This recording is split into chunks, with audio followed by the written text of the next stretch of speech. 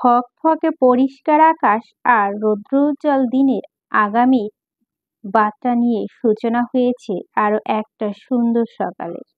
আজকের আবহাওয়াটা প্রাণ জুড়ানোর মতো সুন্দর। চারিদিকে তাকালে মন ভালো হয়ে যায়। কুসুম গরম সূর্যের কিরণ আর ভোরের বাতাস গায়ে মাখতেই আজ বহুদিন বাদে ফ্রন্ট ইয়ার্ডে বেঞ্চে এসে বসেছে কৃতিক। দুহাতের মুঠি বদ্ধ হয়ে আছে। কফির কাপ আর আইপ্যাড। তবে আপাতত আইপ্যাডে চোখ নেই ওর, বরং দুটো চোখ নিষ্পলক বিচরণ করছে চারদিকে সবুজে ঘেরা অরণ্য। কোনোদিন দেশে ফিরবে না বলে বছর তিনেক আগে ছোট-মোটো এই অত্যাধুনিক ডুপ্লেক্স বাড়িটা কিনেছিল কৃতি। তখন কি আর জানতো যে ৩ বছরের মাথায় এসে ওর অষ্টদৈশ্য পিচ্চি এলোকেশী এই বাড়িতেই প্রথম পা রাখবে, দিনরাত যাপন করবে। জানলে হয়তো বাড়িটা মন মতো ঢেলে সাজাতে পারত। ওরও তো আবার হ্যালো কিটি পছন্দ করে। বাড়িটা হ্যালো কিটি থিমে তৈরি করলেও কেমন হতো কথাটি ভাবতেই এক মন হেসে ওঠে কৃতিক। ঠিক তখনই ওর আজগুবি ভাবনার সুতো ছিঁড়ে যায়। সামনের ফ্রেঞ্চ গেট থেকে আসা কলিং বেলে টিং টং আওয়াজে। কে এসেছে দেখার জন্য কৃতিক উঁকি দিতে যাবে, তার আগেই মেইন ডোর খুলে বেরিয়ে আসে অরু। তারপর ফ্রন্ট ইয়ার্ড পেরিয়ে সোজা এগিয়ে যায় গেটের কাছে। অরু পরনে ছিল হোয়াইট পিঙ্ক কম্বিনেশনের সিল্কের পাজামা, রেশমের মতো হাঁটু অবধি লম্বা চুলগুলো ছিল পুরোপুরি বাঁধনহারা। অরুর পরনে নিজের কিনে দেওয়া পায়জামা সেট দেখে কৃতিকের বেশ ভালো লাগলো। এই প্রথম কৃতিক কারো জন্য কিছু নিজের হাতে কিনেছে। অরু আজ আবার সেটা পরেছেও। ভালো লাগারই কথা। এই তো কালকেরই ঘটনা। সন্ধ্যাবেলা ভার্সিটি থেকে ফিরে একাই খুঁড়িয়ে খুঁড়িয়ে গাড়ি থেকে নেমেছিল অরু। তবে গাড়ি থেকে নামতে খুব বড়সড় একটা ঝটকা খেতে অগত্যই বিস্ময় আপনা আপনি দুঠোঁট আলাদা হয়ে গিয়েছিল ওর। এই বাড়ির গ্যারেজে এখনো আসা হয়ে ওঠেনি অরু, আজকেই প্রথম ছিল। তাই কৃতিকের যে এত এত রাইডিং বাইকের কালেকশন আছে সেটাও অজানা ছিল। পুরো গ্যারেজে 4 চাকা বলতে একটা মার্সিডিজ রয়েছে কেবল, বাকি সব নামি দামি ব্র্যান্ডের বাইক কালেকশন। অরু মনে মনে ভাবল, এটা কি কোনো বাইকের শোরুম বলে মন্দ হবে না বইকি। চারিদিকে চোখ বুলিয়ে অরু যখন অবিশ্বাস্য নজরে কৃতিকের পানে চাইল, কৃতিকের মুখ ভঙ্গি তখন একটু স্বাভাবিক। ও নিজ হাতে আঙ্গুলের চাবি রিংটা ঘুরাতে ঘুরাতে গ্যারেজ থেকে বেরিয়ে যেতে যেতে বলল, গাড়িতে একটা প্যাকেট আছে, নিয়ে যাস। অরু ভ্রুকুটি করে শুধায়, কার প্যাকেট? আমার। কৃতিক না ঘুরেই জবাব দিল, তো কার? কিন্তু আমার যেন হঠাৎ। কৃতিক হাঁটার গতি থামিয়ে প্রথমে নাক টেনে বুক ভরে বাতাস নেয়, এরপর বলে, তুই ঘুমালে যে অর্ধনগ্ন হয়ে থাকিস সেটা আদৌ জানিস? কি? লজ্জার বিরক্ত চরম সীমায় গিয়ে শব্দটা উচ্চারণ করল অরু। কৃতি আবারও স্বস্থানে দাঁড়িয়ে থেকে বেশ সাবলীল ভঙ্গিতে বলল, আমি তো জানি। আর তাছাড়া আমার আমানতের খেয়ানত করার কোনো অধিকার তো তোর নেই, তাই ঢেকে রাখার ব্যবস্থা করছি মাত্র। সময় হলে নিজের জিনিস নিজেই ঠিক বুঝে নেব, তখন আর তোকে জ্বালাতে আসবো না। নিজের হাত দিয়ে ঢাকবো সবটা। আর দরকার পড়লে বাক্যটা কেন যেন শেষ করলটা কৃতিক বরং তাড়াহুড়ো করে অরুর সামনে থেকে চলে গেল। আমানত, খেয়ানত কিংবা কৃতিকের ঘোরানো পেঁচানো কথা কোনোটাই তখন আর মাথায় ঢোকেনি অরুর। ও তো সেফ, উপহারটুকু গ্রহণ করেছে। এটা তো দুটো নয়, পুরো 10 কালারের 10টা পায়জামা সেট ছিল প্যাকেটে। দেখেই বোঝা যাচ্ছে পায়জামাগুলো খুব দামি। গায়ে চড়ালেই কেমন চোখ ভার হয়ে ঘুম চলে আসে। কালকের কথা আজও মনে করে মুখের কোণে আঙুল ঠেকিয়ে ঠোঁট কামড়ে একমনে হাসছে কৃতিক। আশ্চর্য, মনে মনে ভাবছে, সত্যি যদি দিশাহারা হয়ে কাল কিছু করে বসতাম, অধিকার খাটাতে গিয়ে দূরত্ব প্রাচীর ভেঙে ফেলতাম, তাহলে কি খুব বেশি বাড়াবাড়ি হয়ে যেত? ওদিকে ওর নিজের কোলের মধ্যে ছোট্ট বিড়াল ছানা ডোরাকে নিয়ে এগিয়ে গিয়ে গেট খুললেই চোখ সামনে ভেসে উঠল চেনা পরিচিত সেই সুদর্শন মুখখানা। তবে এই মুখটা অরু থেকে বেশি অনুর পরিচিত। অরু এক পলক ওপর থেকে নিচ পরখ করে নিল তা। একগুচ্ছ শুভ্র রঙা টিউলিপ হাতে নিয়ে ফরমাল গেটআপে দাঁড়িয়ে আছে প্রত্যয়। চোখের অপরিবর্তিত চিকন ফ্রেমের চশমা দেখে তো মনে হয় পাওয়ার আছে। প্রায় কয়েক মিনিট বিনা বাক্যে অতিবাহিত হয়ে যায়, তবুও অরু ধ্যান ভাঙল না। তাই অরু দিবাস্বপ্নকে বাস্তবে ফিরিয়ে আনতে হাত নাড়িয়ে ডেকে ওঠে প্রত্যয়, হ্যালো। তৎক্ষণাৎ ধ্যান ভেঙে গেল অরুর। সচকিত হয়ে বলল, হ্যাঁ, আপার কাছে এসেছেন তাই না? আপা বাসাতেই আছে। আসুন আসুন। প্রত্যয় গেট দিয়ে ভিতরে যেতে যেতে বলল, অ্যাকচুয়ালি আমি অনুর কাছে না, কৃতিক ভাইয়ের কাছে এসেছি। কিছু ফাইলের আর্জেন্ট সিগনেচার লাগতো। ও তাই তো ভাই। হাত কয়েক দূরে কালো রং বেঞ্চটাতে আঙুল উঁচিয়ে দেখল প্রত্যয়। তারপর অরুকে রেখেই এগিয়ে গেল সেদিকে। অন্যদিকে অরু দৌড়ে গিয়ে অনুকে বাইরে নিয়ে এলো। অরুর টানাটানিতে অনেকটা হস্তদন্ত হয়ে বেরিয়ে এলো অনু। একটা লং কুর্তি পরা, লেগিংস পরিহিত অনু তাকিয়ে আছে প্রত্যয়ের পানে। এদিকে কাজের ফাঁকে প্রত্যয়ও চোখ সরায়নি ঘুম ঘুম অনু মায়াবী মুখশ্রী থেকে। অরু টানাটানি করছে দেখে অনু বিরক্ত হয়ে বলল, উফ, ছাড় না অরু। কৃতিক ভাইয়া বসে আছে, তার সামনে তুই যদি এমন বাচ্চামো করিস, কি বলবে বলতো? আরে কিচ্ছু বলবে না, আয় তো তুই। অরুর এক হাতে তখনও ঘামটি মেরে বসে আছে বিড়ালের বাচ্চা ডোরা। অনু সামনে এগোতে এগোতে ভাবছে সেই দিন রাতের কথা।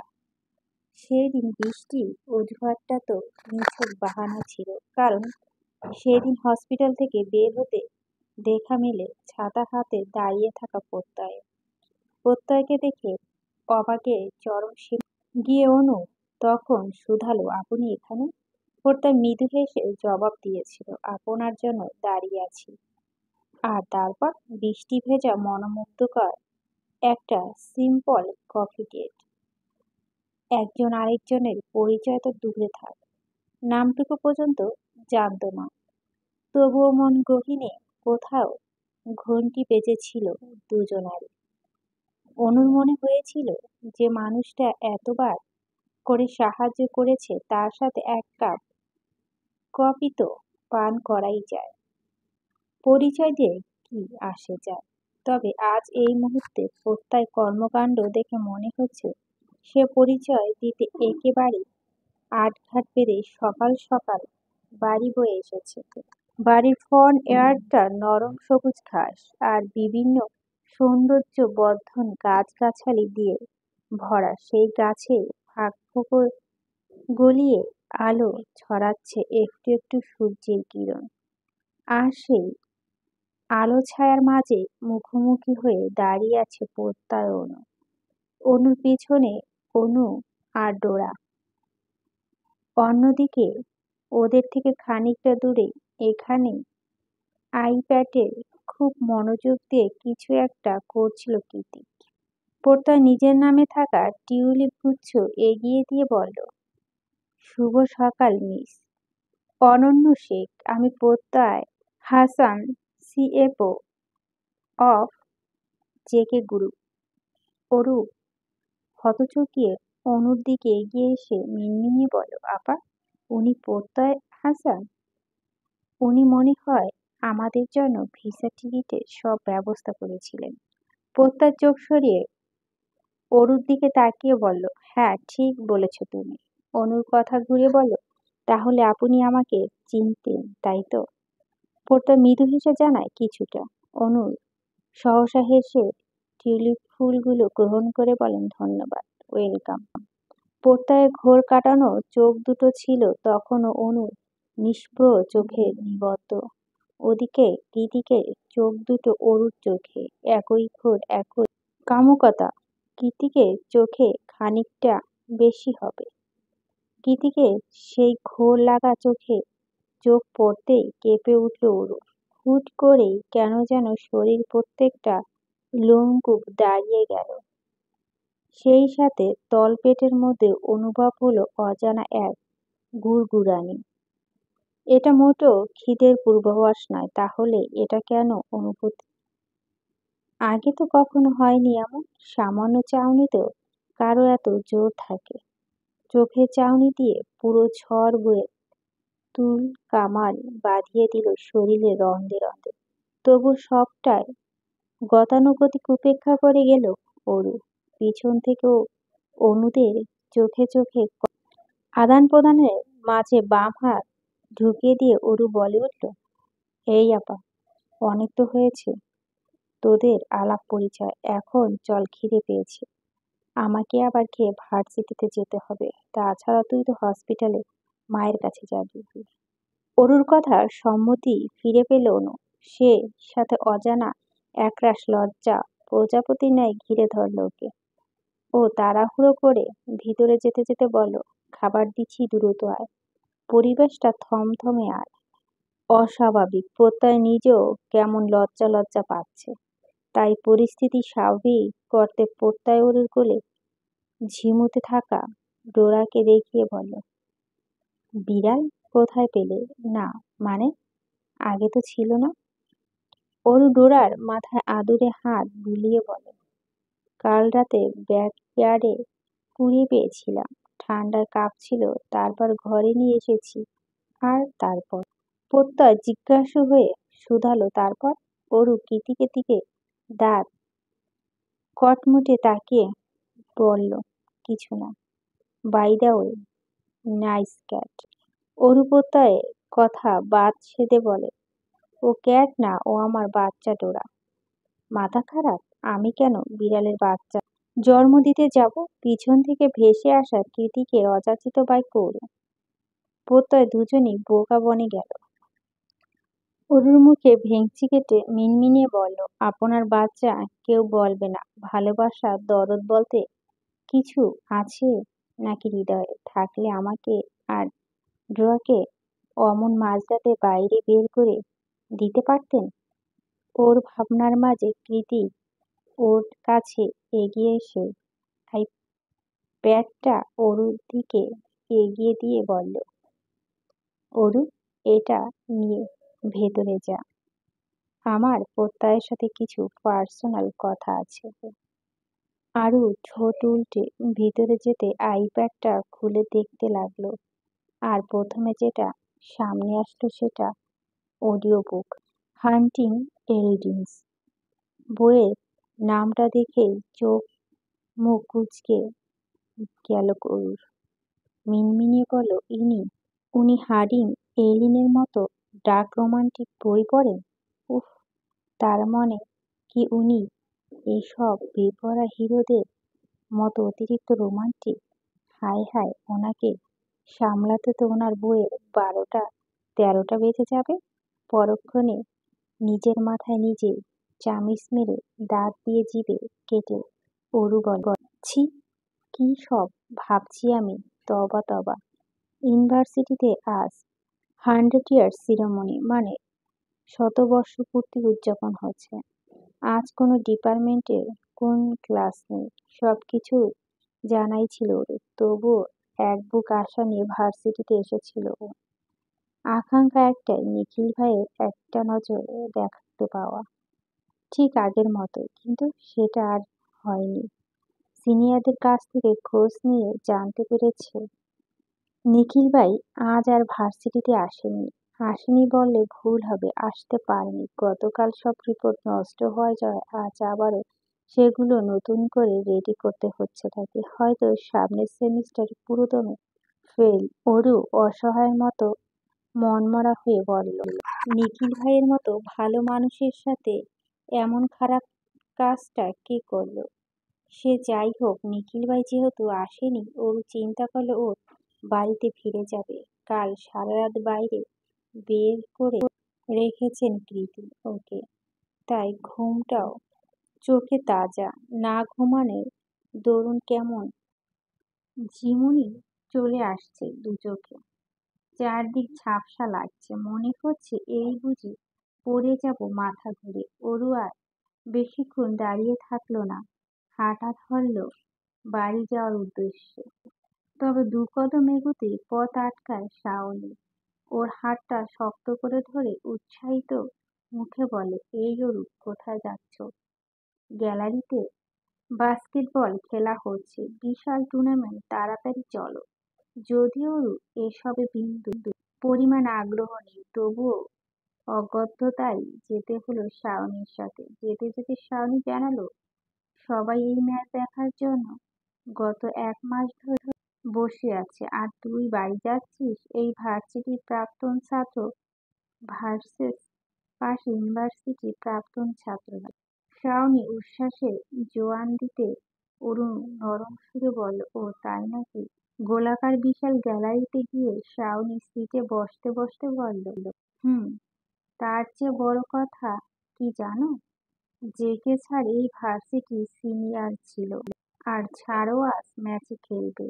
তৎক্ষণাৎ শাওনির দিকে থেকে চোখ সরিয়ে সামনে চাইলেও দেখতে পেল শুধু কৃতি একা নয়, শাওন আর অর্ণবও আছে। তাছাড়াও ওদের পাশের গ্যালারিতে বসে বসে নিজের প্রিয় বন্ধু চিয়ার আপ করে যাচ্ছে এলিসার সাথে ক্যাথরিনও।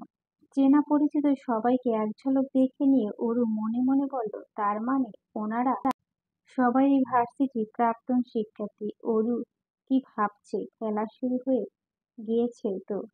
শাওনির কথা এবার সত্যি সত্যি খেলা দেখা মন দিল অরু। তখন খেলার প্রথমে হাফ শেষ হয়েছে মাত্র, সবার মুখে বিজয়ের হাসি লেগে আছে, কারণ প্রথম হাফে বাজিমাত করে দিয়েছে কৃতিকেরা। প্রতিপক্ষ টিম বাকি অর্ধেক সময় এই রেকর্ড ভাঙতে পারবে কিনা সন্দেহ। এখন 10 মিনিট বিরতি। বিরতি পেয়ে সবাই যে যার মতো 1 নম্বর 2 নম্বর সারতে চলে গেল। কেউ কেউ গিয়ে দাঁড়াল স্ব টিমের মানুষের কাছে। বাকি অর্ধেক খেলা পর্যন্ত পরামর্শ তো একটা ব্যাপার আছে। শুধু মাত্র ক্রিকদের সবাইকে ছাড়িয়ে উঠে এলো জনসমাগম, পূর্ণ গ্যালারি। ক্রিক গ্যালারিতে উঠতেই সবাই একযোগে চিল্লিয়ে উঠল। তবে কোনো কিছু শোনা কিংবা দেখার চেষ্টা না করেই ও সোজা গিয়ে বসে পড়ল অরুর পাশে। এরপর একটা না দিয়ে অরুর গলায় পেঁচানো স্কার্ফটা টেনে নিয়ে তোয়ালের মতো করে নিজের চুল আর কপালের ঘাম মুছতে লাগলো নির্বিঘ্নে। বিস্ময় বিপর্যয় হাঁ হয়ে আছে পুরো গ্যালারি ভর্তি মানুষ, যেন এখানেই কোনো বাস্কেটবল বল ম্যাচ না, রোমান্টিক সিনেমার শুটিং হচ্ছে। অর্ণব, সাহর ওরাও খানিকটা অবাক। সাহর যতটুকু জানে মেয়েটা কৃতিকে দু চোখের বিষ, তাহলে গ্যালারি ভর্তি মানুষের সামনে কৃতিকে সব করছেটা কি? এদিকে অরু পারছে না লজ্জায় মাটির সাথে মিশে যেতে। মানে সকলে ক্রাশ বয় রাইডার জেকের স্যার এই মুহূর্তে পুরো ক্যাম্পাসের সামনে ওর শরীরে ওড়না দিয়ে নিজের মুখমণ্ডলের ঘাম মুছছে। এমন কাহিনীতে চারদিকে জোড়াজোড় চোখের দিকে তাকিয়ে অরু আর্তনাদ করে বলতে ইচ্ছে করলো, বিশ্বাস করো আমি কিছু জানি না। এই লোকটা পাগল, মাথায় সমস্যা আছে। তাই তো হুটহাট এমন করে আমাকে ফাঁসায়। ওর ভিতরে কান্নাকাটিতে দু পয়সার পাত্তা না দিয়ে সরগমে আওয়াজে কিতিক বলল, পানিটা দে। অরু এদিক ওদিক তাকিয়ে বলে, আমারটা খাবেন? এখানে আর কেউ আছে? অরু দ্রুত এদিক ওদিক না সূচক মাথা নাড়িয়ে ব্যাগ থেকে বের করে মামপটটা এগিয়ে দেয়। কৃতিক এর নিঃশ্বাসে পুরোটা পানি শেষ করে আবার নেমে যায় গ্যালারি থেকে। কৃতিক চলে গেলে অরু নিজের ওড়না ঠিক করতে ব্যস্ত হয়ে পড়ে। ওড়নার এক অংশে কৃতিকের ঘামে ভেজা আছে। সেখান থেকে খুব সুন্দর একটা চন্দন কাঠ জাতীয় ঘ্রাণ আসছে। ঘ্রাণটা কিসের ভালোভাবে বোঝার জন্য ওরু ওড়নার নাক ছোঁয়ালো। হ্যাঁ, যা ভেবেছিলাম তাই। স্যান্ডালউড পারফিউমে একটা মাতাল করা সুবাস। গন্ধটা নাকে লাগতেই অজানা শিহরণ শরীর ছেয়ে গেল ওর। তখনই অপর পাশ থেকে কর্কশ ভেসে এলো শাওরি, তুমি জেকে স্যারকে চেনো? না না, মানে? হ্যাঁ মানে? অরু চোরের মতো মুখ কাচুমাচু করছে দেখে শাওনি বলল, কি না মানে? হ্যাঁ মানে করছো? চিনে থাকলে বলো। অরু হ্যাঁ সূচক মাথা নাড়িয়ে বলে, উনি আমার ভাই হয়, মানে স্টেপ ব্রাদার। শাওনি বোধ হয় অরুর জবাবে খুশি হলো, তাই ওর হাত জড়িয়ে ধরে বলে, ইটস ওকে অরু, আগে বলবে না এ কথা? আমি আর ভাবলাম কি না কি। খাওয়া দাওয়া হই হুল্লোড় সারাটা দিন ভালোই চলে গিয়েছে সবার সাথে। অরু আজ বেশ ভালোই আনন্দ করেছে। এতগুলো দিন পর আজকে প্রথম ওর মনে হয়েছে যে আসলে ইউনিভার্সিটিতে পড়তো। তবে বিপত্তি ঘটেছে বিকালের নাগাদ। ক্যাম্পাসে রাতের কনসার্ট আর পার্টি থাকলেও ওর সেসবে একদম অভ্যস্ত না। তাও শাওনিকে বুঝিয়ে শুনিয়ে বাড়িতে যাওয়ার প্রস্তুতি নিচ্ছিল। ওর শুধু একা নয়, অনেকেই যাচ্ছে আসছে। করিডোরে শিক্ষার্থীদের উপচে পড়া ভিড়। তাও ঠিক কল বাইরের দিক থেকে তাড়াহুড়ো করে বেরিয়ে যাবে, কিন্তু হঠাৎই ওর মনে হলো ওই ও ভিড়ের মাঝে নিখিল ভাইকে দেখল। নিখিলকে দেখা মাত্রই অরু আনমনে বলল, আশ্চর্য, নিখিল ভাই সারাদিন ভার্সিটিতে এলো না, আর এখনই সন্ধ্যাবেলায় এলেন। আর সাথে ওটা কে? অদূর দূর থেকে আর একটু ভালোভাবে পরখ করে ওদেরকে দেখলো। হাজারো ভিড়ের মাঝে এক বিদেশিনীর কোমরে হাত রেখে তার সাথে হাসাহাসি করতে করতে এদিকে এগিয়ে আসছে নিখিল ভাই। দেখলেই মনে হবে তারা জনম জনমের প্রেমিক যুগল। তবে এখন আর আরু থেকে খুব বেশি দূরে নেই ওরা, বরং অনেক কাছে। হুট করেই তখন ওরু কি হলো কে জানে। চক্রাকারে ঘুরতে থাকা বয়লারের মতো ঘুরছিল ওর মাথাটা। চোখের সামনে সুবিশাল ক্যাম্পাসটাকে মনে হচ্ছিল মহাবিশ্বের সব থেকে অন্ধকারতম ব্ল্যাক হোল। ক্ষণিকের মধ্যেই মানুষের গিজ গিজ হাসাহাসি, কথার বহর সবকিছু ছাপিয়ে কর্ণগৃহে জেগে উঠল ঝিন ধরা এক বিরক্তিকর আওয়াজ। আর তারপর হুট করে মাথা ঘুরে ওখানে অবচেতন হয়ে পড়ল ক্লান্ত পরিশ্রান্ত বাঙালি মেয়ে অরু। দীঘল কালো নজরকাড়া ফ্রেঞ্চ বিনুনিটা তখন মাটি ছুঁই ছুঁই প্রায়, তবে মাটি আর ছুঁতে পারল না। তার আগেই ওকে শক্ত বাহুডোরে আবদ্ধ করে নিল নিখিল। জনসমক্ষে হুট করে এমন একটা ঘটনা ঘটে যাওয়ার এহ মুহূর্তে মোটামুটি ক্যাম্পাসে সবাই অরু আর নিখিলকে ঘিরে ধরেছে। সবার চোখে দৃষ্টি অবতীর্ণ হয়ে আছে অজানা কৌতূহল দ্বারা। সবার মুখে একটাই প্রশ্ন, কি হলো মেয়েটার? নিখিল যখন অরুকে কোলে তুলে কেবল দাঁড়িয়েছে, ঠিক সেই মুহূর্তে ভিড়ের মধ্যে থেকে কেউ বলে উঠল, ডোন্ট টাচ হার। ভেলভেট ম্যাগের না স্মুথ কণ্ঠস্বর, তবে প্রতিটা শব্দেই উছড়ে পড়েছে অগাধ নেতৃত্ব, যেন ওর কোনো একান্ত প্রয়োজনীয় জিনিসকে অন্য কেউ হাত দিয়ে ছুঁয়েছে। অজ্ঞাত কণ্ঠস্বর শুনে ভিড়ের মাঝে উকি দিল নিখিল। তৎক্ষণাৎ এগিয়ে এসে শিকারী বাজ পাখির ন্যায় নিখিলের হাত থেকে ছোঁ মেরে ওরকে নিয়ে গেল প্রীতি। নিখিল কিছু বুঝে উঠতে পারল না। তার অবাক দৃষ্টিপাত করল কৃতিকের পানে। তবে কৃতিকের দৃষ্টি ছিল গভীর আর অগ্নি স্ফুটিত। এর মতোই জ্বলজ্বলে, যেন চোখ দুটো দিয়ে ভস্ম করে দেবে নিখিলকে।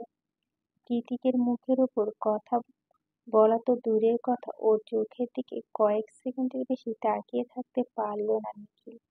অজান্তে শুষ্ক ঠোঁট গিলে নাক নামিয়ে নিল নিচে।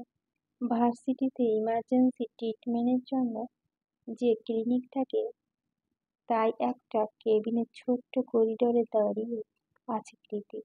পরনে কনু অবধি হাতা গোটানো সফেদ শার্ট আর ব্ল্যাক ডেনিম, মাথায় লম্বা চুলগুলো এলোমেলো হয়ে পড়ে আছে কপালে। ফর্সা মুখটা জিদের টোপে টকটকে লাল হয়ে আছে। এই মুহূর্তে ওকে উড়োভ্রান্তের মতোই ছন্নছাড়া লাগছে। কৃতিক তখন করিডোরের দেওয়ালে হেলান দিয়ে বুকের উপর দুহাত ভাঁজ করে নিষ্প্রভ চোখে কেবিনের দিকে তাকিয়েছিল। ঠিক তখনই হন্তদন্ত হয়ে ছুটে আসে শাওন। কৃতিকের মুখোমুখি দাঁড়িয়ে উদ্বিগ্ন হয়ে প্রশ্ন ছুড়ে বলে, কি হয়েছে আরে? ঘুম আর খাওয়া দাওয়া অনিয়মের জন্য প্রেসার ফল করে সেন্সলেস হয়ে গিয়েছে, কৃতিকের নির্লিপ্ত জবাব। শাওন ওর দিকে তিরস্কার করে হাসল। তারপর তাচ্ছিল্য ধ্বনিতে বলল, সিরিয়াসলি জেকে, মাত্র এই কয়েকদিনে মেয়েটা টর্চার করে করে আধমরা বানিয়ে ফেলেছিস। তোর অত্যাচারের মাত্রা এতটাই বেশি ছিল যে মেয়েটা ক্যাম্পাসের মধ্যে সেন্সলেস হয়ে গিয়েছে। ভাব তুই কতটা জঘন্য। আচ্ছা, এই পিচ্চি মেয়েটার সাথে তোর কিসের এত শত্রুতা বলতো আমার? তাছাড়া যেভাবে হোক না কেন, ও তোর বোন নাকি? শাওরি কথাটা বলতে পারত, শক্ত থাবায় শাওরের কলারটা চেপে ধরে দেরি হলো না। কৃতিকের বোন কথাটি শোনা মাত্রই দগ্ধ গলিত লাভা যেন হিড় হিড় করে ছড়িয়ে পড়েছে কৃতিকের মাথার মধ্যে। ও করিডোরের বিপরীতে দেওয়ালে শাওরকে চেপে ধরে দাঁতে দাঁত পিষে বলল, খবরদার শাওর, ওকে আমার বোন বলবি না। ও আমার বোন নয়। নিজের বোনের জায়গায় ওর চেহারাটা আমি দুঃস্বপ্নে ভাবতে পারি না। আমার কাছে ও পৃথিবীর সবার থেকে ইম্পর্টেন্ট। ও আমার কি সেটা আমি নিজেও জানি না, তবে এইটুকু জানি বাকিটা জীবন ওকে ছাড়া আমি দম নিতেও ভুলে যাব।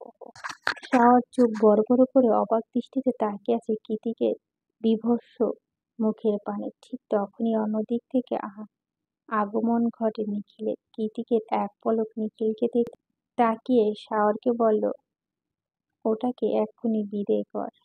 শাওর সামনের দিকে যাচ্ছে ঠিক, তবে ওর মনে চলছে অন্য কিছু। আজ শাওর উপলব্ধি করল ওর ধারণা সম্পূর্ণ ভুল।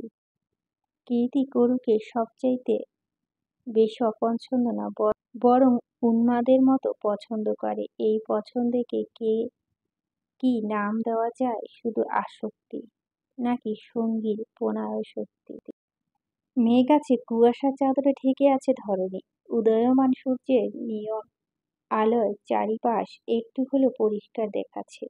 নয়তো আজ মোটেও রৌদ্রোজ্জ্বল কোনো দিন নয়। স্বাভাবিক হাইওয়ে রাস্তা থেকে কয়েক গুণ প্রশস্ত পিচ ঢালা কুচকুচে কালো রাস্তার মাঝ বরাবর এক নাগাড়ে সাদা রঙের ব্রোকেন লাইন রোড মাইকিং টানা। ঠিক তার দুপাশে পাহারাদারদের মতো মাথা উঁচুয়ে দাঁড়িয়ে আছে ছোট বড় সারি সারি প্যামল গাছ। প্যামল গাছের ছোট ছোট বিশেষ আকারে রঙিন পাতাগুলো যেন এক একটা শিল্পের নান্দনিক কারুকাজ।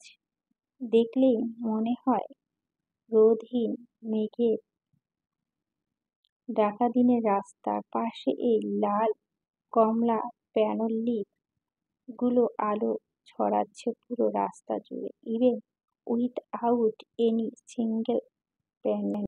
পথচারীদের যাতায়াতের সুবিধার সুন্দর আকর্ষণীয় প্যানেল গাছের অন্য পাশে দিয়ে চলে গিয়েছে আরো একখানা তরতরে সরু রাস্তা। সেই রাস্তা ধরে পায়ে পায়ে এগোচ্ছে শাওনি আর ওর চাশমিশ আর এক্সট্রোভার্ট শাওনি বরাবরের মতো এই মন কথা দোকান খুলে বসেছে। এদিকে ওর একটা কথা ওরু ভালো মতো মন দিয়ে শুনছে কিনা সেটা বোধ করা দুষ্কর। শাওনির কথা মন দিয়ে না শোনায় অবশ্যই যথাযথ কারণ আছে বৈকি। ধবধবে শুভ্র রঙা চিকনকারি চুড়িদার, সেই সাথে গ্রে রঙের উলের পাতলা সোয়েটার পরে পুরোদমে বাঙালি সেজে ঘুরে বেড়াচ্ছে ওরু। এদিকে শাওনি বললে স্কিন জিন্স আর ভারী কালো কোট। আজ রবিবার মানে উইকএন্ড। এই মেঘলা শীতল উইকেন্ডে সকালবেলা কমফোর্টার মুড়ি দিয়ে কেবল এপাশ থেকে ওপাশ ঘুরে শুয়েছিল ওরু। এখনই শুরু হয়ে শাওনি একের পর এক কল। যেহেতু ওরু ফোনটা কৃতিক ভেঙে ফেলেছে, তাই অনু নাম্বারে আপাতত কলের ঝড় তুলে ফেলেছে শাওনি। শেষমেশ না পেয়ে বিদেশি আদালতে একমাত্র বাঙালি বান্ধবীর কথা রাখতেই সকাল সকাল ক্যাম্পাসে চলে এসেছে ওরু। শাওনির আর্জি একটাই, আজ বাইক রেসিং ক্লাবে রাইডিং কম্পিটিশন আছে, যে কেউ থাকবে সেখানে, আর শাওনি ওরুকে সাথে করে সেখানে নিয়ে তবেই যাবে। প্রথমে একটু গাইগুল করল, পরক্ষণে ক্যাম্পাসে এসে শাওনির কথা রক্ষা সার্থকতা ধরতে পেরেছে ওরু। মনে মনে অনেকটা খুশি হয়েছে শাওনির প্রতি, তার কারণ সকাল সকাল ক্যাম্পাসে গেইটে দর্শন মিলেছে পছন্দের শ্যাম পুরুষের। ওরই নিখিলকে আগে থেকেই দেখছে, তবে কথা বলার সাহস পায়নি। কিন্তু নিখিল যখন অরুকে দেখল তৎক্ষণাৎ হাত পেরে নাম ধরে ডেকে উঠল সে, এই যে আরোরা। অরুকে আর পায়কে দ্রুত পিছনে ঘুরে সামনে গিয়ে দাঁড়ালো নিখিল ভাইয়ের। অরু কাছে আসতেই নিখিল শুধালো, আরবা তুমি ঠিক আছো? না মানে কালকে ওভাবে। কালকের কথা মনে পড়তেই ও দৃষ্টিপট ভেসে ওঠে নিখিল ভাই আর সেই বিদেশি একান্ত ব্যক্তিগত উপসে পড়া হাসি খুশি মুহূর্তের ঘটনা। কেন এত হাসছিল ওরা দুজন? আর মেয়েটা কে বা? নিখিল ভাইয়ের বন্ধু। শুধু কি বন্ধু? অপার্থিক কিছু পরিপক্ক প্রশ্ন আর কিছু অনাকাঙ্ক্ষিত মুহূর্তের কথা মাথায় কারা নাড়ছে বারংবার, যার দরুন আরও হাস্যোজ্জ্বল মুখটা চুপসে একটুখানি হয়ে গেল মুহূর্তে। নিখিল ভাইয়ের এতটা আগ্রহ প্রশ্নের জবাবটা আর মুখ ফুটে দেওয়ার ইচ্ছে জাগল মনে। কিন্তু নিখিলের পরবর্তী পদক্ষেপের জন্য তখন একটু প্রস্তুতি ছিল না ওর। এই ভাবেনি এরপর নিখিল যেটা বলবে তাতে ওর এসব অযাচিত ছেলেমানুষি দুশ্চিন্তা হওয়া মিশিয়ে যাবে ক্ষণিকের মাঝে। তবে কথা আছে না, বাস্তবের চেয়ে ভাবনার এক ধাপ পিছিয়ে থাকে। সে সময় তাই হলো। অরুর কথা কোনো জবাব দিচ্ছে না দেখে নিখিল আগ বাড়িয়ে বলল, নেক্সট উইন্ড আমাদের ব্যাচে একটা ছোটখাটো রিসার্চ টিম যাবে পাহাড়ে। বেশি দূর নয়, কাছেই, একদিনের ট্যুর, ফ্রিতে অ্যাডভেঞ্চার আর ঘোরাঘুরি। সুযোগটা কেউ মিস করতে চাচ্ছে না, তাই অনেক জুনিয়ররাও যাবে। তুমিও চাইলে যেতে পারো, আমি ব্যবস্থা করে দিব। লাজু করে ঠাস করে বলে দিতে পারল যে হ্যাঁ হ্যাঁ নিখিল ভাই, আমি যেতে চাই আপনার সাথে। তার বদলে ছোট্ট করে হুম শব্দটা উচ্চারণ শুরু একপাশে মাথা কাত কেটে সম্মতি জানালো। অরু সম্মতি জানাতে যতক্ষণ, তারপর আর একদণ্ড দাঁড়ালো নিখিল। প্রচণ্ড বেগে এক প্রকার তাড়া দেখিয়ে তৎক্ষণাৎ জায়গা ত্যাগ করল সে। সে তখন থেকে জেকে স্যারের গুণগান করে যাচ্ছে শাওনি।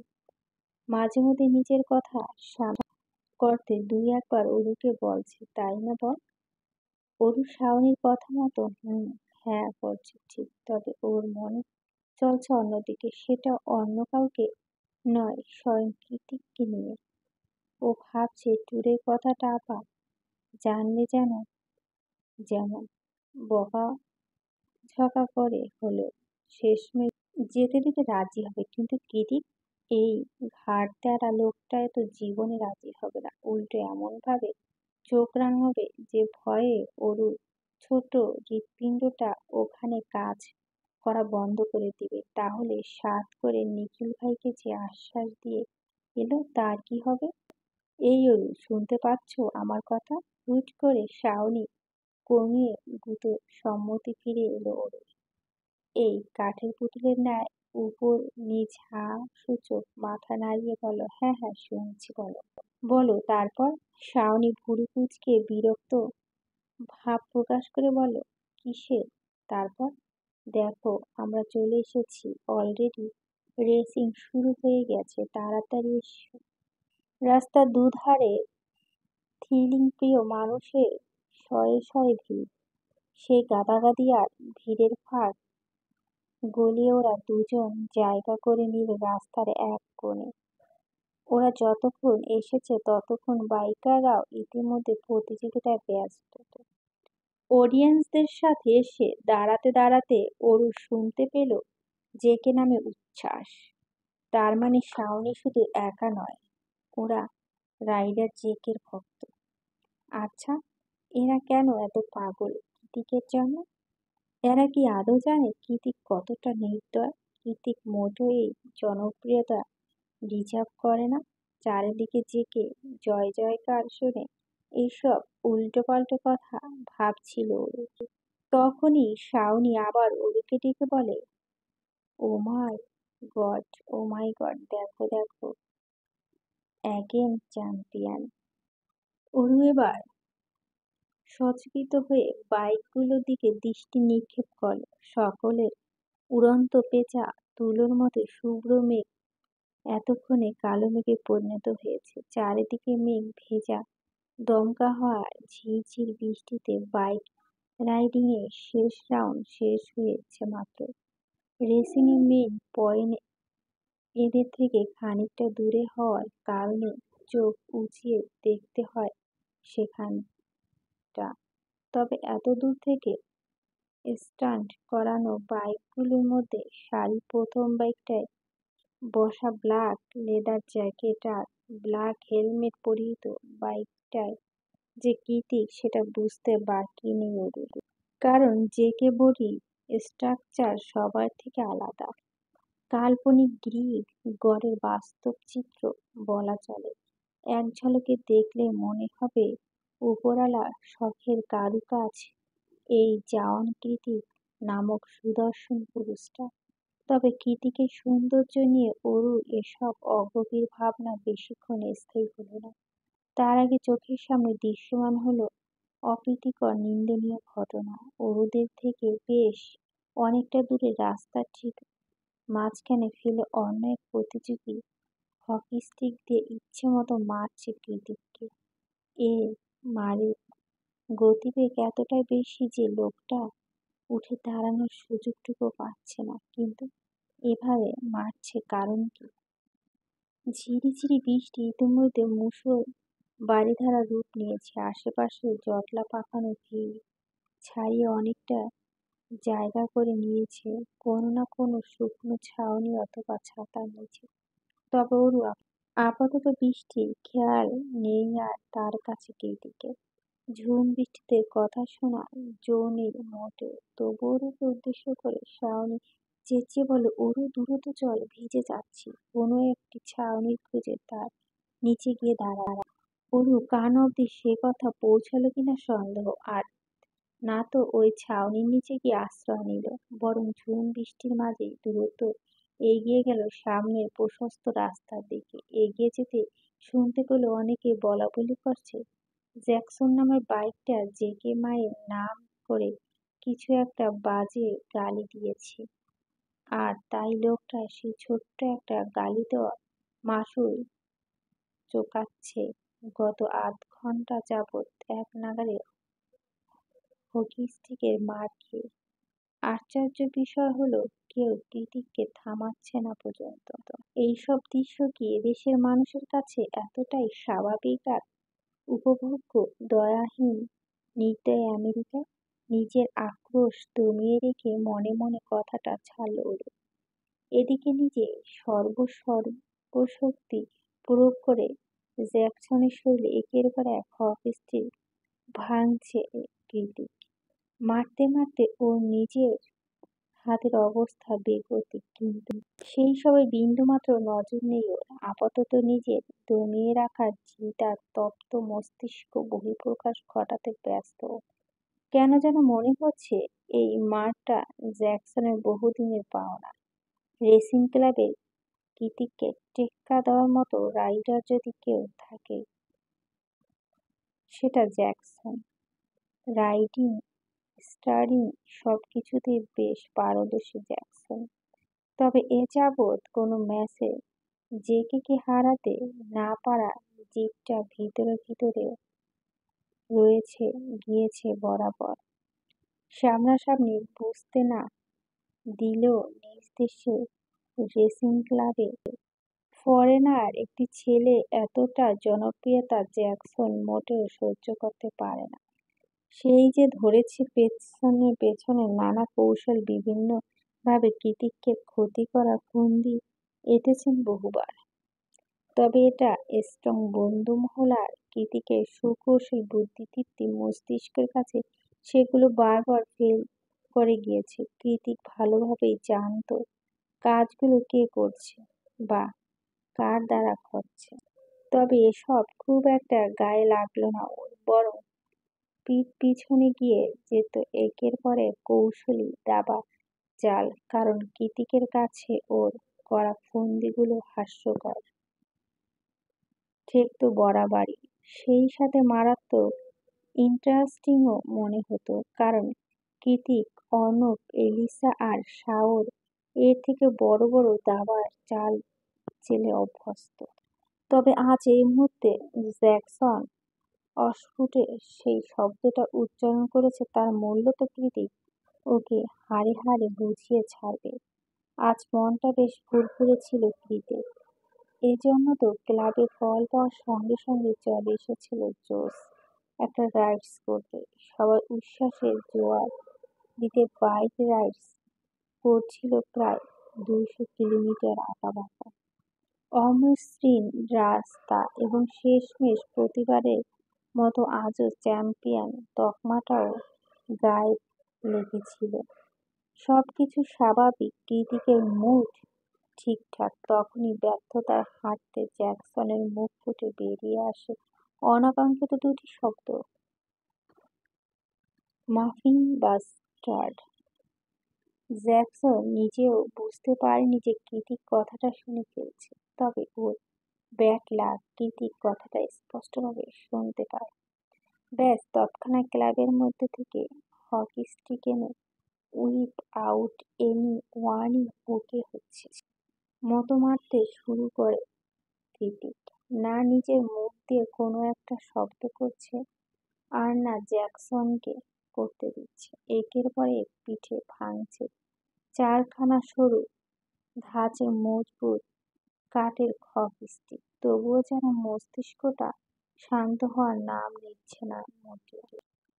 তবে ওর অশান্ত মস্তিষ্ক খুব বেশিক্ষণ আর অশান্ত রইল না। বেশ খানিকটা পরেই চলমান উত্তপ্ত রাগের বহিঃপ্রকাশ শুধু বড়সড় একটা বাধাপ্রাপ্ত হলো কৃতিক। খুব পরিচিত আর আপন একটা রিনরিনে মায়াভরা কণ্ঠস্বর এলো কৃতিকের দু কর্ণকুহে। ওর আক্রমণাত্মক পেশিবাহু বাহুটা দুহাত দিয়ে আঁকড়ে ধরে উদ্বিগ্ন হয়ে আরু বলল, কি করছেন? মেরে ফেলবেন নাকি লোকটাকে?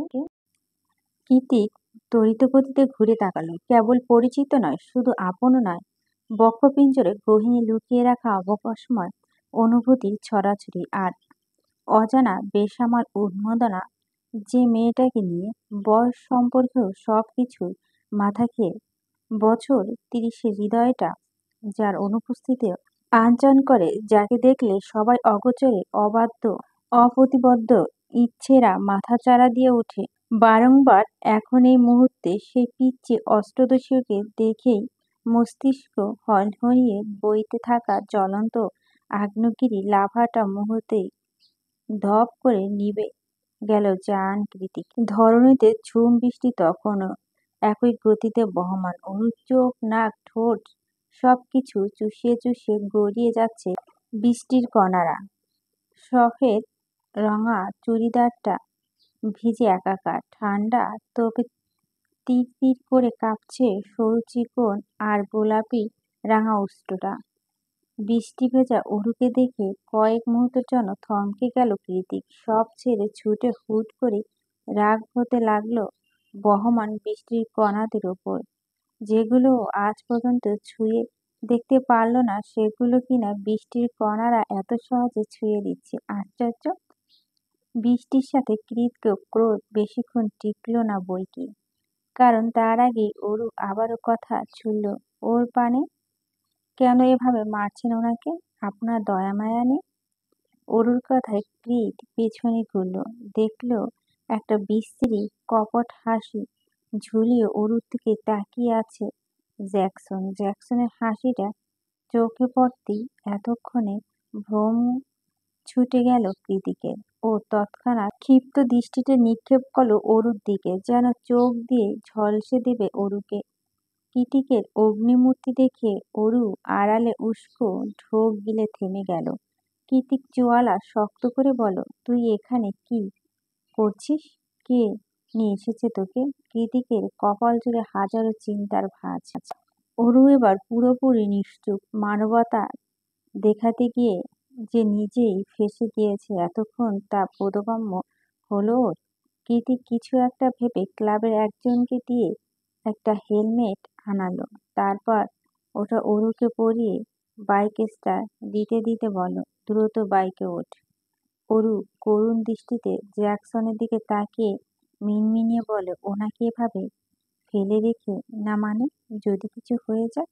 ওর ব্যবস্থা প্রত্যয় করবে, আমি বলে দিব। তুই ওঠ। বৃষ্টির মাঝে চারদিকে তাকিয়ে সবাইকে একবার পর্যবেক্ষণ করে নিল অরু। আশেপাশে যত মানুষ যে যেখানে থেকে পারছে ওদের দিকে তাকিয়ে আছে, সবাই নিশ্চয় অরুর উপর বেজায় চটে গিয়েছে। কিন্তু এই মুহূর্তে ওর হাতে কিছু নেই। তখন কথা না শুনে নির্ঘাত এখানে দাঁড়িয়ে কৃতিকের হাতে মার খেতে হবে। তার অপরাগা অরু চুপচাপ উঠে পড়ে বাইকের ব্যাক সিটে। মেয়েদের মতো করে কাঁচুমাচু হয়ে বসেছে ও। তখনই নিজের হেলমেট পরতে পরতে কৃত বলে, ধরে বস। অরু খুব সংকোচন কৃতকে জ্যাকেটটা একটু খামচে ধরে, কিন্তু বাইক তার জায়গায় পরিবর্তিত করতেই এক প্রকার হুমড়ি খেয়ে পড়ল কৃতের পিঠের উপরে। ধরে বসতে বলেছিলাম না? কৃত্যের ধমক খেয়ে এবার সত্যি ওর কাঁধে হাত রাখল অরু। অরুর হাত আর কানের ছোট্ট অলংকারগুলো থেকে রিনঝিন আওয়াজ হচ্ছে। খুব কাছাকাছি বসতে সেই আওয়াজ সোজা হয়ে কৃত হৃদয়ে লাগছে। সেই সাথে অরু বৃষ্টি ভেজা চুল আর শরীর থেকে ভেসে আসা মেলি সুঘ্রাণ কেন যেন দম বন্ধ হয়ে আসছে। ইচ্ছে করছে অরুকে একান্ত কাছে পেতে, খুব কাছে। যতটা কাছাকাছি এলে অরু আর কৃতিকের মাঝে সেন্টিমিটার দূরত্ব ঘুচে যাবে, ঠিক ততটাই। কিন্তু এই মুহূর্তে সেটা সম্ভব নয়। আর না অরুকে এত কাছে বসে চুপচাপ বসে থাকা সম্ভব। তাই মনের মধ্যে একান্তই গোপনে বেড়ে ওঠা অবাধ্য বাসনা গুলোকে দূর করার উদ্দেশ্যে রাইড করতে করতে নীরবতা ভাঙে কৃতিক। একটু আগেই সেই গমগমে রাগী আওয়াজের পরিবর্তনে গরম আওয়াজে অরুকে শুধায়, আচ্ছা অরু, আমি যে এতগুলো বছর দূরে ছিলাম, তো আমাকে মনে পড়েনি কখনো? কৃতিকের কথায় পিঠে অরু কি উত্তর দেবে ঠিক বুঝে উঠতে পারল না, কারণ কৃতিক যখন দেশ ছাড়ে তখন অরু নিতান্তই বাচ্চা মেয়ে। কতই বা বয়স হবে, 10 কি 11? অরু নিশ্চুপ দেখে কৃতিক আবারও শুধায়, বাবার মৃত্যুতে যখন গিয়েছিলাম তুই আমাকে দেখেছিলি। এবার অরু সময় নষ্ট না করে উত্তর দিল, কি করে দেখবো, আপনি তো বাড়িতে যাননি। কৃতিক জবাবে একটু বাঁকা হেসে বলল, আমি কিন্তু তোকে দেখেছি, ঠিক আজকের মতো একটা সাদা ড্রেস পরেছিলি। তোর মা আমার বাবার জন্য কাঁদছিল খুব। তুই আর অনু তার পাশেই দাঁড়িয়েছিলি। কৃতিকের কথায় অরু চমকালো, কারণ ওর দেওয়া একটা বর্ণনাও ভুল নয়। ওর জিজ্ঞেস করতে ইচ্ছে হলো, আপনি কি করে দেখলেন? কিন্তু ও জিজ্ঞেস করতে ভয় পাচ্ছে না। আবার কৃতিক রেগে গিয়ে এই বৃষ্টির মাঝে ওকে বাইক থেকে নামিয়ে দেয়। এদিকে অন্তহীন কৌতূহল গুলো মাথার মধ্যে কিলবিল করছে অযথাই, তবুও জিজ্ঞেস করার সাহস নেই। কি বলবে? আবার রেগেমেগে আগুন হয়ে যাবে। তার থেকে চুপচাপ থাকাই শ্রেয়। অরু কুলহীন ভাবনার মাঝ রাস্তায় বাইকে ব্রেক কষল কৃতিক। কৃতিকের এহেন কাণ্ডে অরু আত্মা শুকিয়ে কাঠ হয়ে এলো। মনে মনে ভাবছে, এরে চুপ থেকেও ভুল করলাম নাকি? এই ধুম বৃষ্টির মাঝ রাস্তায় গেট আউট বলে নামিয়ে দিলে কোথায় যাব আমি? কি হলো? নাম। কাঁধ হালকা পেছনে ঘুরিয়ে বলে ওঠে কৃত। জবাবে অরু মুখ কালো করে বলল, না মানে, এই বৃষ্টির মাঝে? অরুর কথা শেষ করার আগে কৃত বলে, হঠাৎ বৃষ্টির জন্যই তো, সামনে কিচ্ছু দেখা যাচ্ছে না, তার উপর এত ভিজলে জ্বর চলে আসবে নিশ্চয়। না না, আমি ঠিক আছি। আমি তোর কথা বলিনি, আমার কথা বলছি। এই বলে দ্রুত এগিয়ে গিয়ে একটা ক্যাফে করিডোরে গিয়ে আশ্রয় নিল কৃত। অরু পেছন পেছন যেতে যেতে ঠোঁট উল্টো মিনমিনিয়ে বলল, আমার কথা কেনই বা বলবেন? নিজেকে ছাড়া আর কিছু বোঝেন নাকি আপনি? স্বার্থপর লোক। অরু এগিয়ে গিয়ে কৃতকে পাশে দাঁড়ালো। বৃষ্টি আর বাতাসের গতিবেগ এতই বেশি দেখলো মনে হয় দিন দুপুরে রীতিমতো ঝড় শুরু হয়ে গিয়েছে। কাচের দরজার ভিতরে নিঝুম থাকা স্টাফ ছাড়া পুরো এরিয়াটাই ফাঁকা হয়ে আছে। চারদিকে চোখ বুলাতে বুলাতে অরু চোখ পড়ল কৃতিকের হাতের দিকে। বৃষ্টি আর রক্ত একাকার হয়ে টুপ টুপ করে হাত দিয়ে ঝরে পড়ছে রক্ত ভেজা পানি। অরু সেদিকে তাকিয়ে ভ্রু কুঁচকে করে মনে মনে বলল, আশ্চর্য, এই লোকের অনুভূতি শক্তি নেই নাকি? কতক্ষণ ধরে এভাবেই রক্ত ঝরছে কে জানে। কিছু একটা ভেবে ব্যাগ থেকে নিজের হাতের রোশনি কাজ করা শুকনো নোয়ালটা বের করে একটু সাহস করে কৃতিকের রক্তাক্ত হাতে বেঁধে দিল ওরু। ব্যথা জায়গা একটু আরাম অনুভব করে নিজের হাতের দিকে চোখ দিল কৃতিক। দেখল সুতার কাজ করা একটি মেলি রুমাল ওর ক্ষতস্থানে পুরো সাবধানে বেঁধে দিচ্ছে অরু।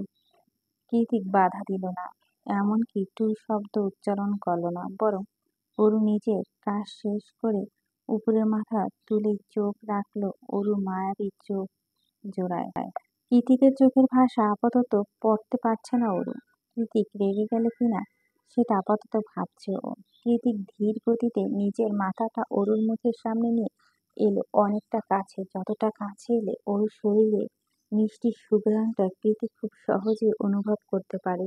অরু ভয় পেয়ে একটু অস্পষ্ট সুরে বলল, রক্ত ঝরছিল, তাই ভাবলাম আপনার আনিজি লাগলো, খুলে ফেললে পারেন, কোনো সমস্যা নেই। অরুর কথা পাত্তা না দিয়ে চোখে একরাশ মাদকতা নিয়ে অরুর দু চোখে চোখ রেখে নিজের মুখটা অরুর কানের খুব কাছে কৃতিক হাসকির স্বরে বলল, এত বেশি দুর্বল করে দিস না অরু, নয়তো ক্ষতিটা তৈরি হবে। আমার হাত থেকে নিজেকে বাঁচাতে পারবি না, বিশ্বাস কর। আমি খুব করে চাইছি আজকে অন্তত আমার হাত থেকে বেঁচে যা তুই। কৃতিকের নেশাধরা কণ্ঠস্বর আর তপ্ত শ্বাস প্রশ্বাসের সাথে পাল্লা দিয়ে কাঁপছে তরু। কনকনে ঠান্ডার মাঝে হুট করেই কেমন গরম হয়ে উঠল শরীরটা। জীবনে প্রথম কোনো ছেলে এভাবে এতটা কাছাকাছি এসে অরু, যার দরুন ভেতরে তোলপাড় হয়ে যাচ্ছে অজানা অনুভূতির দল। এই মুহূর্তে অরুর জন্য মেয়েলি অনুভূতিগুলো সামলানো বেশ মুশকিল। এক কথা দুর্বিষহ একটা নরম ভেজা অনুভূতি হৃদয় ছুঁয়ে যাচ্ছে বারংবার। এমন অনুভূতিগুলো আগে কখনো হৃদয় অনুভব করেনি অরু। হুট করে কৃতিকের কাছ থেকে কেন? কই, নিখিল ভাই সামনে এলে তো এমনটা হয় না। তলপেটে হুটহাট প্রজাপতি উড়াউড়ি করে না। তাহলে জায়ান কৃতিকের মতো অপছন্দ লোকটার সান্নিধ্যেই কেন এমন হয়? এটা তো ঠিক নয়, মোটেও ঠিক নয়। ও এই নিস্তব্ধতা আর বেসামাল অনুভূতিগুলোকে মাথা থেকে ঠেলে সরিয়ে কাঁপা কাঁপা গলায় বলল, আপনি কেন আমাকে মারতে যাবেন? কি করছি আমি? কখন বললাম আমি তোকে মারবো? এই যে বলেন আমার হাত থেকে নিজেকে বাঁচাতে পারবি না। অরুর কথায় কৃতিকের ঠোঁট খেলে গেল একটা চমৎকার বাঁকা হাসি। ও অরু থেকে নিজের দূরত্ব খানিকটা বাড়িয়ে করে অরুকে হ্যাঁচকা টান পিছনে ঘুরিয়ে দিল। তারপর একটানে ওর লম্বা চুল থেকে গাড়ারটা খুলে নিল নিজের হাতে। সঙ্গে সঙ্গে অরু দ্বিগল কালো এক ঝাঁক ভেজা চুল আছড়ে পড়ল সমস্ত পিঠ জুড়ে। অরু সাবধানে পিছনে ঘুরে বলল, চুল কেন খুললেন? কৃত ভাবলেশহীন কণ্ঠে জবাব দিল, বৃষ্টির দিনে সাদা কেন পরছিস? কৃতের কথা মানে বুঝতে পেরে প্রচণ্ড লজ্জায় নিজের দুহাত ভাঁজ করে নিল অরু। তারপর বৃষ্টিতে ভিজে রাস্তার দিকে এগিয়ে যেতে যেতে বলল, আর অপেক্ষা করতে হবে না, চলুন বাসায় যাব। কৃতিক আর কি বা করবে? মনে মনে ভাবল অরুকে এভাবে সরাসরি লজ্জা দেওয়াটা তার উচিত হয়নি। যতই হোক অরু ওর থেকে বয়সে বেশি ছোট। যা বলেছে বলেছে, এখন আর করার কিছু নেই। ব্যাপারটা বুঝতে পেরেও নিজেও এগিয়ে গিয়ে বাইকে বসে পড়ল। বাড়িতে আসতেই অরু সোজা চলে গেল নিজের রুমে। ঢুকতে দেখতে পেল অনু ব্যালকনিতে দাঁড়িয়ে বৃষ্টি দেখছে আর মুঠোফোনে কারো সাথে কথা বলছে। অরু সেদিকে খুব একটা নজর দিল না, কারণ অরু জানে ফোনের ওপাশে লোকটাকে। তাই সোজা চলে এলো ওয়াশ। একটা আরামদায়ক হট বাথ শেষে চুল মুছতে মুছতে বের হয়ে দেখল মাত্রই কথা শেষ করে রুমে এসেছে অনু। আজ রবিবার, তাই ও পার্ট টাইম নেই। তার উপর আবহাওয়ার জন্য হসপিটালে যেতে পারেনি সকালে। হয়তো অসময়ে বাসায় আছে অনু। অরু বেরুতে অরু শুধায়, এভাবে ভিজছিস কি করে? অরু খাটে বসতে বসতে বলল, সে অনেক কথা পরে বলবো, তার আগে তুই বলতো আপা, কৃতিক ভাইয়া মা কোথায়? অরু অযাচিত প্রশ্নে অনুর চোখ ছোট ছোট হয়ে গেল। ও শঙ্কিত হয়ে অরুকে বলল, তুই হঠাৎ এসব কথা নিয়ে কেন বললি? তার উপরে কৃতিক ভাইয়া এখন বাড়িতে আছে, উনি ওনার মায়ের নামটাও শুনতে পারে না। অরু মনে মনে বলল, সত্যি কি শুনতে পারে না? তাহলে মাকে নিয়ে কথা বলায় আজ লোকটাকে ওভাবে মারলো কেন? কিরে, কি ভাবছিস? আপা বল না, ওনার মা কোথায়? অনু একটি ভাবুক হয়ে বলল, আমি খুব বেশি কিছু জানি না অরু। মায়ের কাছ থেকে যতটুকু শুনছি ওনার মা বাঙালি নয়, আমেরিকার বংশোদ্ভূত কোন বিদেশিনী। শুধু বিদেশিনী নন, শোবিজ জগতের নামকরা তারকা। যৌবনকালে কৃতিক ভাইয়ের বাবা যখন বিদেশে পড়াশোনা করতে আসেন তখনই নাকি ভালোবেসে বিয়ে করেন তারা। অরু কৌতূহল নিয়ে শুধালো, তাহলে উনি চলে গেলেন কেন? অনু দীর্ঘশ্বাস ছেড়ে বলে, উনি ভালোবেসে বিয়ে সংসার করেছে ঠিক, কিন্তু নিজের ক্যারিয়ার কিংবা ফ্যাসিস লাইফস্টাইল কোনোটাই মায়া ছাড়তে পারেনি। পরবর্তীতে তার খুব ছোটবেলায় কৃত ভাইয়াকে রেখে আবার নিজের গন্তব্যে পাড়ি জমান তিনি। ওর জ্ঞানীদের মতো মাথা ঝুলিয়ে বলল, ও এজন্য কৃত ভাইয়া দেখতে পুরোপুরি বাঙালিদের মতো না, মনে হয় নানা বাড়ি বেচারা পেয়েছে। অনু ঠোঁট উল্টে বলল, হবে হয়তো, কিন্তু তুই হঠাৎ এসব নিয়ে পড়লি কেন? ততক্ষণে বিড়াল ছানা ডোরা এসে অরুর পায়ের কাছে লেজ নাড়ছে। অরু ডোরাকে কোলে নিয়ে অরু থেকে বেরিয়ে যেতে যেতে বলল, তুই থাক, আমি একটু আসছি। আরে কোথায় যাচ্ছি? চুল থেকে পানি পড়ছে তো, আয় মুছে দিই, ঠান্ডা লেগে যাবে তো। পেছন থেকে হাত পেরে যাচ্ছে অনু। তবে অরু আর তাতে কোনো কান দিল না, দ্রুত পায়ে এগিয়ে গেল সামনের দিকে। ড্রোয়াকে কোলে নিয়ে হল রুমে এলো অরু। কিন্তু যখন দেখলো হল রুমে কাউচের উপর কৃতিকে বসে আছে, তৎক্ষণাৎ ড্রোয়াকে কোল থেকে নামিয়ে অন্যদিকে ভাগিয়ে দিল। ড্রোয়াকে বিদায় করতে করতে অরু খেয়াল করলো ফার্স্ট এড বক্স নিয়ে নিজের হাতে নিজে চুপচাপ বসে আছে কৃতি। দেখে মনে হচ্ছে একটু আগে শাওয়ার নিয়েছে। পরনে ব্লু হোয়াইট কম্বিনেশনের টি শার্ট আর থ্রি কোয়ার্টার। মাথায় স্টাইলি চুলগুলো এলোমেলো হয়ে কপালে লেপ্টে আছে। একটু আগে আপার বলা কাহিনী আর কৃতিকের ক্ষতযুক্ত হাত দেখে কোথাও যেন বড্ড মায়া হলো অরুর। কেন যেন হুট করে মনে হলো কৃতিক এমন বেপরোয়া রকচটা আর খামখেয়ালি স্বভাবগুলো নিতান্তই স্বাভাবিক। অনেকক্ষণ ধরে অরুকে তাকিয়ে থাকতে দেখে নিজের গলায় ঝোলানো তোয়ালেটা ওর মুখের উপর ছুঁড়ে মারল কৃতি। ভ্রু কুঞ্চিত করে প্রশ্ন করল, এভাবে তাকিয়ে আছিস কেন? আমার কি রূপ বেড়েছে? অরু মুখের উপর থেকে তোয়ালেটা সরিয়ে কয়েক কদম এগিয়ে গিয়ে কৃতির পাশে বসে হাত বাড়িয়ে বলল, দিন আমি ওষুধ লাগিয়ে ব্যান্ডেজ করে দিচ্ছি। তোর অনেক সাহস বেড়ে গিয়েছে অরু। আজকাল আমার ভয় পাস না দেখছি, তা বলতে পারেন। কৃতির যা বলার ইচ্ছে হয় তাই বলতে দিয়েছে। নিজের ছোট ছোট হাত দিয়ে ওর পুরুষালিত হাতটা ধীরে ধীরে সফেদ রঙের ব্যান্ডেজ মুড়িয়ে দিতে ব্যস্ত হয়ে পড়ল ওর।